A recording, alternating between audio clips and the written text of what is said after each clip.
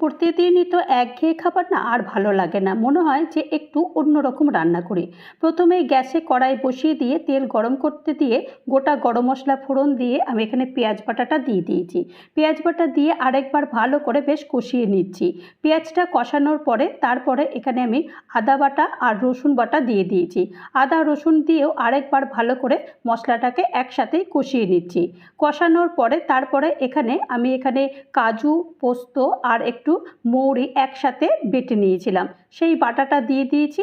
দিয়ে দেওয়ার পরে তারপরে এটাকেও ভালো করে কষিয়ে নেব। কষাতে কষাতে একদম যখন তেল বেরিয়ে যাবে তখন বুঝে নেব যে মশলাটা বেশ ভালো কষানো হয়ে গেছে। এখন এখানে জিরের গুঁড়ো, ধনের গুঁড়ো আর একটু লাল লঙ্কার গুঁড়ো দিয়েছি। ঝালটা যে যেমন খাবে সে সেরকম দেবে। আর ঝালটা দেওয়ার পরে তারপরে এটাকে ভালো করে কষিয়ে নিয়েছি। কষানোর পরে তারপরে পরিমাণ মতো নুন দিয়ে দিয়েছি। আর যেহেতু আমি এখানে দই কাতলা বানাচ্ছি সেহেতু অবশ্যই দই লাগবে, তো পরিমাণ মতো দইটা দিয়েছি। দিয়ে কষানোর পরে পরিমাণ মতো জল আর আগে থেকে ভেজে রাখা মাছ, কাঁচা লঙ্কা দিয়ে ঢাকনা বন্ধ করে দিয়েছি। ঢাকনা খুলে ওপর থেকে ধনেপাতার কুচি ছড়িয়ে দিয়ে ব্যাস গরম গরম ভাতের সঙ্গে পরিবেশন করুন দই কাতলা। ভালো লাগলে লাইক করবেন।